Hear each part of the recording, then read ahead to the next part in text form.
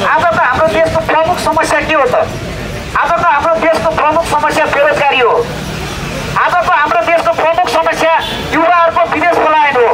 आजको हाम्रो देशको प्रमुख समस्या भनेको यो देशका नौजवान युवाहरू विद्यार्थीहरू दिनरात विदेश जाने समस्या हो। तर आज यो केपी ओलीको सरकार, भ्रष्ट केपी ओलीको सरकार, म त भन्छु अझ नालायक केपी ओलीको सरकार, यी मर्न नसकेर बाँचेकाहरूको सरकार हो।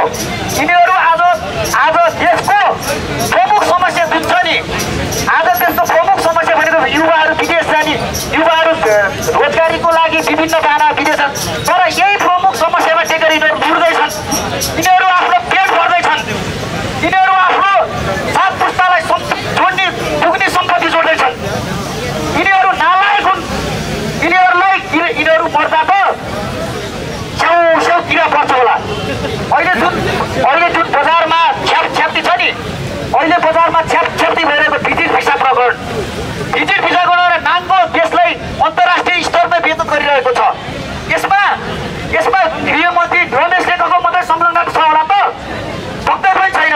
प्रधानमन्त्रीको चाहिँ निर्णय, प्रधानमन्त्रीको चाहिँ केही सहयोग बिना कुनै एक्लै पनि लागेका छैनन्। त्यसैले यो भ्रष्ट सरकारले